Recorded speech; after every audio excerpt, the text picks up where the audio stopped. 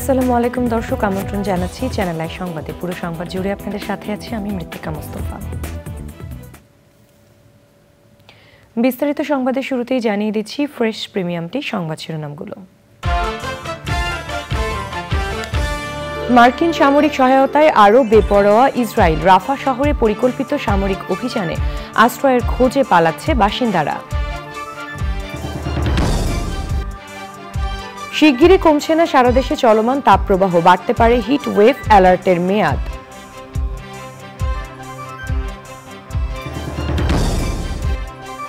ভারতের রাষ্ট্রীয় সম্মাননা পদ্মশ্রী পুরস্কার নিয়ে দেশে ফিরলেন রেজওয়ানা চৌধুরী বন্যা, গুণী এই সঙ্গীত শিল্পীকে বিমানবন্দরে সংবর্ধনা। এবং প্রকৃতিকে প্রাণবন্ত করে নানা রঙের পাখির ডাক, আবাসস্থল ধ্বংস হওয়ায় বিলুপ্তির পথে দেশের অনেক প্রজাতি।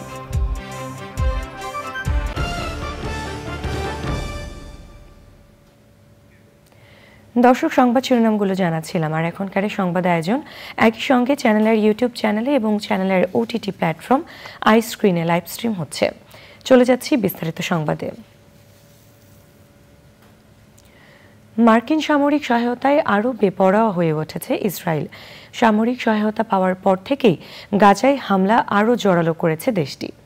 এদিকে গাজায় ইসরায়েলের হামলার প্রতিবাদে যুক্তরাষ্ট্রের বিভিন্ন বিশ্ববিদ্যালয়ে ফিলিস্তিনপন্থী শিক্ষার্থীদের বিক্ষোভ ছড়িয়ে পড়ছে। গত শুক্রবার থেকে এই পর্যন্ত শিক্ষার্থী সহ কয়েকশো বিক্ষোভকারীকে আটক করেছে পুলিশ। ইরানের প্রেসিডেন্ট ইব্রাহিম রাইসি পাকিস্তানের 3 দিনের সফর শেষে শ্রীলঙ্কা সফরে গিয়েছেন। রাইসির সফরকে কেন্দ্র করে পাকিস্তানকে সতর্ক করেছে যুক্তরাষ্ট্র। বিস্তারিত তাফহিমুল ইসলাম সুজনের রিপোর্টে। মার্কিন প্রেসিডেন্ট জো বাইডেন ইসরায়েলের জন্য $26 বিলিয়ন সামরিক সহায়তার বিলে স্বাক্ষর করেছে। স্বাক্ষরের পর থেকেই বেপরোয়া হয়ে উঠেছে ইসরায়েল। গাজার রাফা শহরে পরিকল্পিত সামরিক অভিযান চালাচ্ছে দেশটি। হামলা জোরদার করায় উত্তর গাজার বাসিন্দারা আবারও আশ্রয়ের খোঁজে পালিয়ে যাচ্ছে। ইসরায়েলি হামলায় গত 24 ঘন্টায় গাজায় শতাধিক ফিলিস্তিনি নিহত হয়েছে। এছাড়াও লেবাননের সশস্ত্র গোষ্ঠী হিজবুল্লাহর 40টি স্থাপনা লক্ষ্য করে বিমান হামলা চালিয়েছে ইসরায়েল। গাজায় একটি হাসপাতালের গণকবর থেকে 300-এর বেশি মরদেহ উদ্ধার করা হয়েছে। যুদ্ধ শুরুর পর থেকে হাসপাতালটি দখলে নিয়েছিল ইসরায়েলি বাহিনী। সংবাদ মাধ্যম আল জাজিরা বলছে, গাজার কাছে 9টি সামরিক ঘাঁটি স্থাপন করেছে ইসরায়েল। তুরস্কের প্রেসিডেন্ট রিসেপ তাইপ এরদোগান বলেছেন, গাজায় যুদ্ধবিরতি এবং অবরুদ্ধ অঞ্চলে সামরিক সহায়তা প্রদানের জন্য কাজ করছে তুরস্ক। গাজায় সংঘটিত গণহত্যাকে আড়াল করার জন্য ইসরায়েলি প্রচেষ্টাকে অনুমতি দেওয়া উচিত নয় এবং যুক্তরাষ্ট্র গাজার বিষয়ে দ্বৈতনীতি অবলম্বন করছে বলেও তিনি উল্লেখ করেন। নিরীহ গাজাবাসীর উপর ইসরায়েলি বাহিনী হামলা বন্ধের জন্য যুক্তরাষ্ট্রের বিভিন্ন বিশ্ববিদ্যালয়ে আন্দোলন করছে শিক্ষার্থীরা। শিক্ষার্থীদের এই বিক্ষোভ বেশ কয়েকদিন ধরেই চলে আসছে।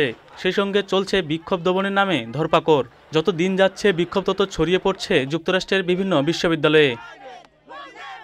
এখন পর্যন্ত শিক্ষার্থীসহ কয়েকশো বিক্ষোভকারীকে আটক করেছে পুলিশ। তাদের মধ্যে কলম্বিয়া, ইয়েল ও নিউ ইয়র্ক বিশ্ববিদ্যালয়ের মতো বিভিন্ন ঐতিহ্যবাহী শিক্ষা প্রতিষ্ঠানের শিক্ষার্থীরাও রয়েছে।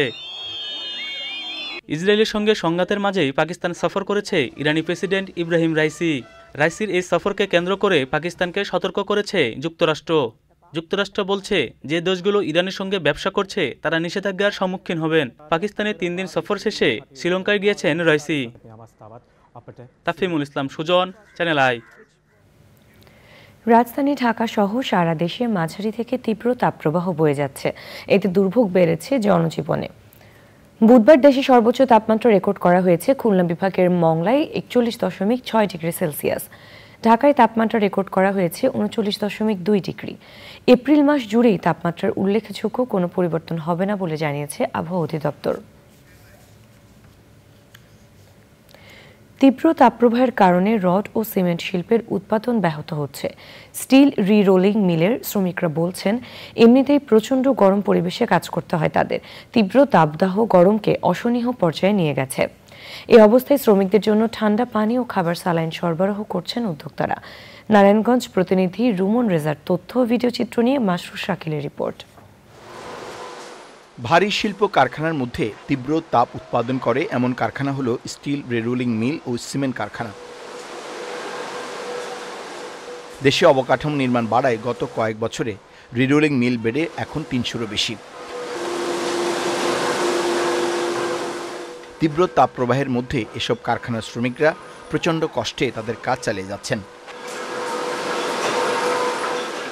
বর্তমানে দেখেন বাইরের যে অবস্থা, বাইরের যে তাপমাত্রা, এই তাপমাত্রার মধ্যে শুধুমাত্র পেটের কারণে কিংবা বাড়িতে ফ্যামিলি আছে, বউ আছে, বাচ্চা আছে, তাদেরকে একটু সুখে রাখার জন্য, তাদের মুখে একটু হাসি ফোটানোর জন্য আমরা এই রোদের মধ্যে, আগুনের মধ্যে এই কষ্ট করতেছি। গরমের মধ্যে কাজ করতে অনেক কষ্ট, পেটের দায় আর কি করবো, কাজ করতে হয়। করার কিছু নাই, ফ্যামিলি বাঁচাইতে হবে, পেট বাঁচাইতে হবে, এই জন্য আমরা এখানে কাজ করতেছি টাকার কারণে। যে কাজ করি রিকারিং এর প্রচন্ড গরম আঙ্গুলে।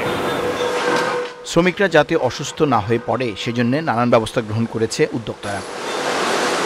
গরমের মধ্যে সুবিধা দেই, 1 ঘন্টা 1.5 ঘন্টা পর পর আমরা রেস্ট দেই এবং তাদেরকে লেবু দিয়ে ওরসেলেন এবং শরবত 3-4 বার খাওয়ানো হয়। উদ্যোক্তারা বলছেন, গরমে সব শ্রমিক কাজ করতে না পারায় উৎপাদনও ব্যাহত হচ্ছে। Masrur Shakil, channel I, Narayanganj. ভারত সরকারের চতুর্থ সর্বোচ্চ বেসামরিক সম্মাননা পদ্মশ্রী পদক নিয়ে দেশে ফিরে বিমানবন্দরে বিশেষ সংবর্ধনা পেয়েছেন উপমহাদেশের বিশিষ্ট সঙ্গীত শিল্পী রেজওয়ানা চৌধুরী বন্যা। বুধবার সন্ধ্যায় হজরত শাহজালাল আন্তর্জাতিক বিমানবন্দরের ভিআইপি লাউঞ্জে বিমান বাংলাদেশ এয়ারলাইন্সের পক্ষ থেকে গুণী এই সঙ্গীত শিল্পীকে সংবর্ধনা দেওয়া হয়। চকর মালিথা রিপোর্ট। বন্ধু দেশ ভারত থেকে বহুবার দেশে ফিরেছেন প্রখ্যাত সঙ্গীত শিল্পী রেজওয়ানা চৌধুরী বন্যা, কিন্তু এবারের ফেরা ভিন্ন রকম। এই ফেরা বাংলাদেশের জন্য গৌরবোজ্জ্বল এক অধ্যায়। তাই তো বিমানবন্দরে বিশেষ ফুলেল সংবর্ধনা। গত সোমবার ভারতের রাষ্ট্রপতি দ্রৌপদী মুর্মুর হাত থেকে ভারতের চতুর্থ সর্বোচ্চ বেসামরিক সম্মাননা পদ্মশ্রী পুরস্কার গ্রহণ করে দেশে ফিরলেন উপমহাদেশের প্রখ্যাত রবীন্দ্রসঙ্গীত শিল্পী রেজওয়ানা চৌধুরী বন্যা। বিমানবন্দরের ভিআইপি লাউঞ্জে বিমান বাংলাদেশ এয়ারলাইন্সের আয়োজনে বিশেষ এই সংবর্ধনা। দেশের মুখ উজ্জ্বল করে সবিনয়ে হজরত শাহজালাল আন্তর্জাতিক বিমানবন্দরে নিজের অনুভূতির কথা জানালেন বিশিষ্ট এই সঙ্গীত শিল্পী। নিঃসন্দেহে অসম্ভব একটা ভালো লাগা কাজ করছে। তো নেমে আমি এই সম্বর্ধনাটা পেয়ে একদম কি বলবো, আপ্লুত। আর বিমান বাংলাদেশকে কৃতজ্ঞতা জানাতে চাই। তো শ্রোতাদের কাছে শিল্পীকে পৌঁছে দেওয়ার যে দায়িত্ব চ্যানেল আই সেটা সাংঘাতিকভাবে করে, এবং আমি তো মনে করি চ্যানেল আই আমার পরিবার। গুণী এই শিল্পীকে বহন করে আনা বিমানের পাইলট নিজেকে মনে করছেন সৌভাগ্যবান।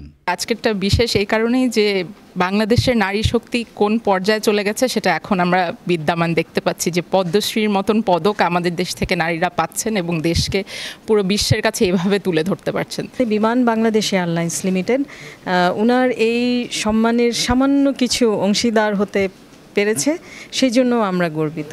সঙ্গীতের মাধ্যমে নিজের মোহনীয় শিল্পী সত্তাকে পৃথিবীর বহু প্রান্তে ছড়িয়ে দেওয়া এই শিল্পী রবীন্দ্রসঙ্গীত চর্চাকে নিয়ে গেছেন ভিন্ন পর্যায়ে, যা দেশের সাংস্কৃতিক জাগরণে রাখছে অনন্য ভূমিকা।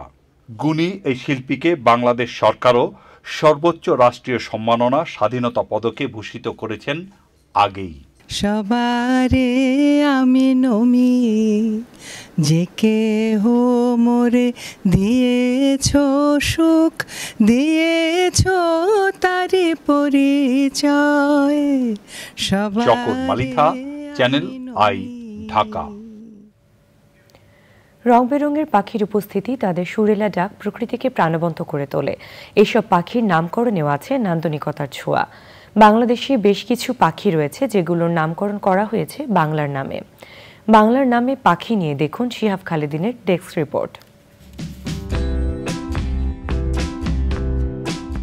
পাখি প্রকৃতির অলংকার। বৈচিত্র্যময় রঙের পাখি যেমন বাংলার প্রকৃতিকে রঙিন করে তুলেছে, তেমনি এসব পাখির সুরেলা ডাকে প্রকৃতিতে এক মোহনীয় আবহ সৃষ্টি করে।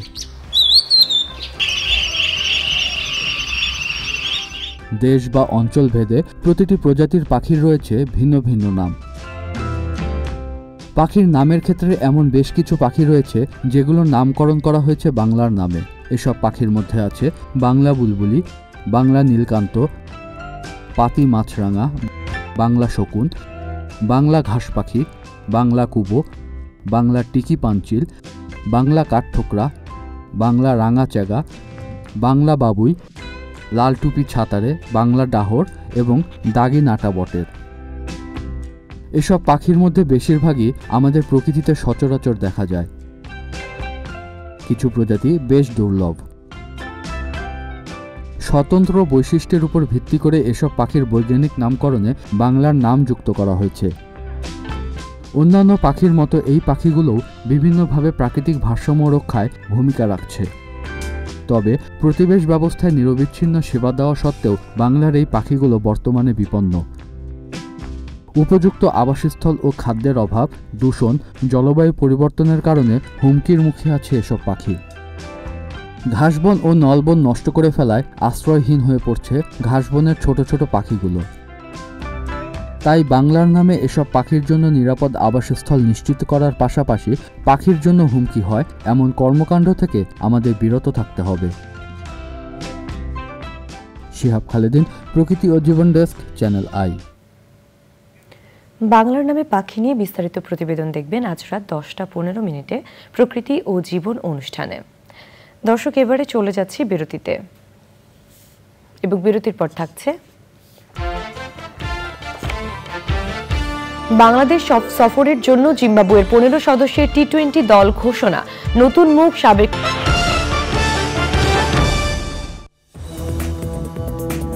দর্শক, ফিরে এলাম বিরতির পর।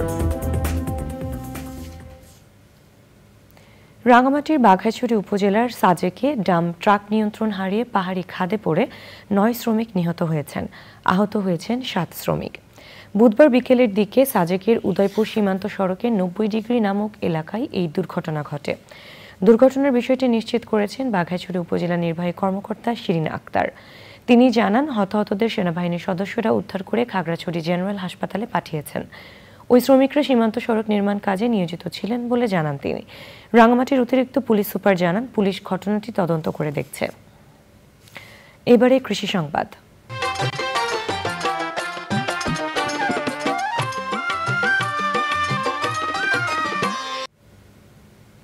নেত্রকোনা ও কিশোরগঞ্জে হাওড়ে বোরো ধান কাটা শুরু হয়েছে। দু জেলাতেই ফলন ও বাজার দর ভালো হওয়ায় লাভবান হচ্ছেন চাষি। দ্রুত ধান কাটা ও মাড়াই করতে কম্বাইন হারভেস্টার মেশিন ব্যবহার করছেন তারা।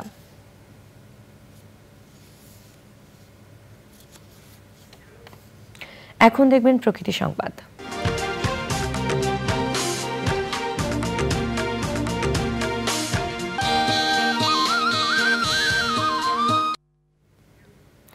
বাঁশ ফুল থেকে সংগ্রহ করা হচ্ছে চাল, আর এই চালেই তৈরি হচ্ছে ভাত, পোলাও, পায়েস, খিচুড়ি, রুটি সহ মজাদার খাবার।